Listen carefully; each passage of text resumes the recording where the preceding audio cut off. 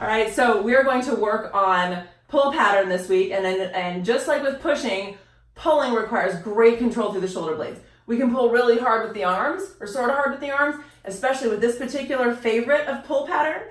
The pull-up can be really much more effective if we could only unlock that control on the shoulder blades. So all these exercises are designed to do that. They're also designed to reverse the forward and rounded position that a lot of us are in throughout the day, so that we can have better opening to allow better function of the shoulder. If we're gonna thrust a weight up over our head, our shoulder thruster, shoulder press, clean, snatch, we're gonna do those kinds of exercises during the day, we're going to need to have good opening during our workout. We're gonna need to have some good opening through the shoulder blades and good control in order for those exercises to work well and keep our shoulders happy.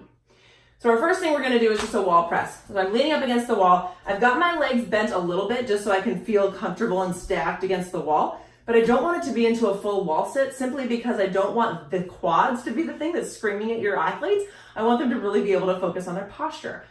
As they get better at it, and if you feel like you want to work in a wall sit, it's a great time to do that. It's a great thing to do at the wall because you have this feedback of where the shoulder blades are. It's a little bit more effective than reaching weight forward during a wall sit.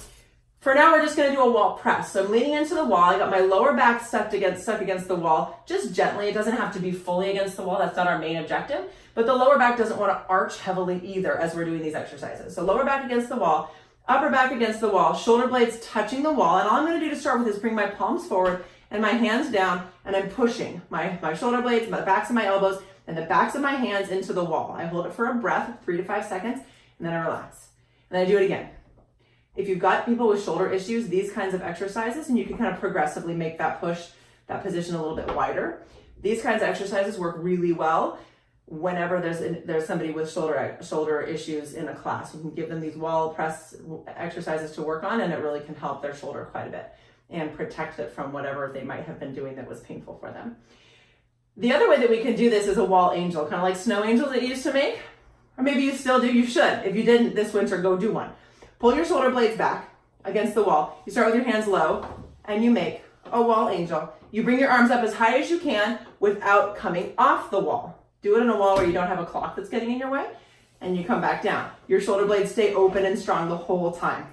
And you slide your arms up and down. The other sliding exercise that you can do is come into that 90-90 position, or starting with the elbows a little, you're going toward 90-90. Elbows are a little lower to start with. So my thumbs are pointing toward the wall. If I said put the backs of my hands against the wall, almost nobody has shoulders that are flexible enough to do that without doing some kind of funny compensation. So usually what I say is keep the palms facing your face and point the thumbs toward the wall. Thumbs toward the wall, we get there pretty comfortably, and then we slide up as high as you can comfortably, and then you come right back down. You may notice a difference side to side, and maybe that one arm feels like it can go higher than the other. You let the limiting factor be the end of the motion and then hold it there.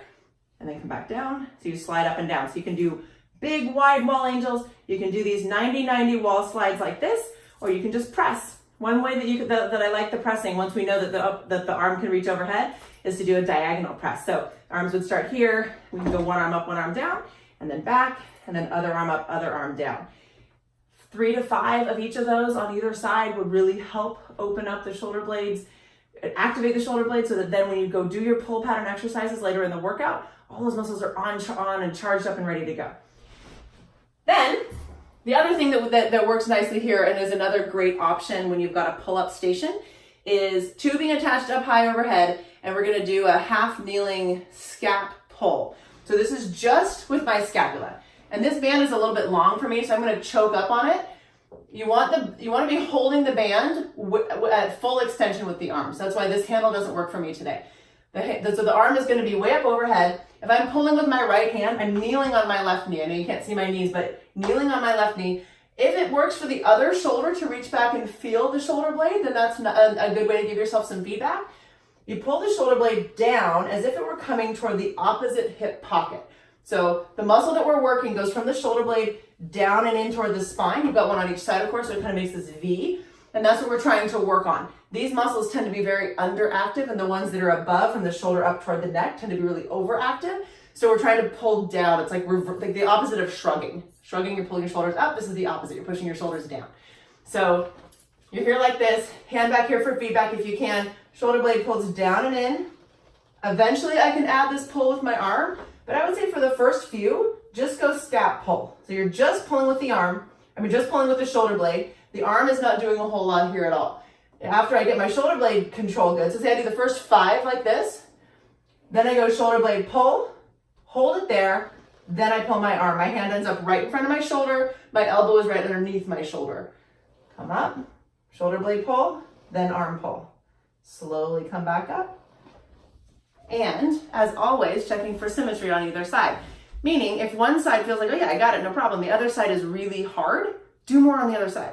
Don't do heavier on the strong side and lighter or even the same. The weaker side, the side that's harder, whether it's with respect to control or strength, the weaker side needs more time, needs more work so we can close the gap. So, and this is one that especially anybody that has had shoulder issues or currently has shoulder issues, as long as they can get up that arm up into that position, this exercise can help a whole lot. When you're doing it with the tubing that a lot of us have in the gyms, if you're having the best way to do it is grip both of the handles. So find the resistance that's right for the person to be pulling on the doubled band and grip onto those 2 handles, because having a strong grip during the exercise, a big thick thing to squeeze during the exercise, can really help activate the whole chain all the way into the shoulder blade and give the nervous system a little bit more feedback. So for a pull pattern, we have all of our wall press, wall slide exercises where you're using the wall to have for feedback about your scapular position, and then your half kneeling scap pulls with the tubing. Have fun and have some awesome pulling.